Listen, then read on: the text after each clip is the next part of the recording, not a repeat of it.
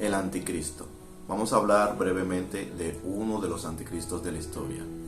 Este hombre tenía una gran formación religiosa y estaba muy educado. Era considerado desde niño un erudito y gracias a esa erudición natural más la educación que tenía, logró ser alguien muy importante dentro del reino en el que vivía por allá por aquellos tiempos.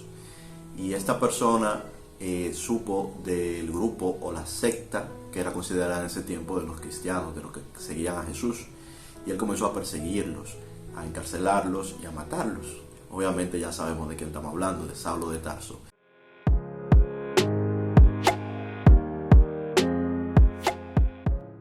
Saulo de Tarso era un anticristo porque entra en la definición de Juan de ser una persona que se opone a Cristo, que niega que Cristo ha venido en carne, es decir, una persona que estaba en contra de Cristo y en contra de los seguidores de Cristo, un anticristo.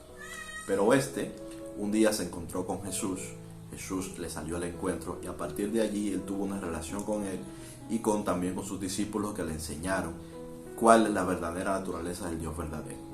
Porque en las leyes de los judíos ya estaba estipulado que lo que hacía Saulo de Tarso de perseguir a los que consideraba falsos profetas era algo correcto. Jesucristo denunció incluso a los fariseos, a los escribas, diciendo que ellos mataron a los profetas, porque efectivamente ellos perseguían a los profetas, tanto los que eran de otras religiones como los mismos profetas judíos los perseguían por considerarlos falsos profetas y los mataban.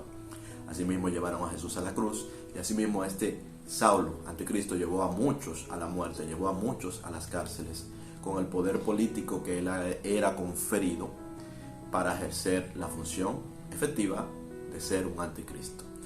Pero se convirtió a Cristo y pasó a ser entonces el apóstol de los gentiles, el que nos trajo el evangelio principalmente a los gentiles, la vía principal de escritura por la cual nos llegó el evangelio, aparte claro de los mismos evangelios. Pero fue él que tomó, digamos de alguna manera, el relevo de Pedro para llevar el evangelio por todo el mundo occidental.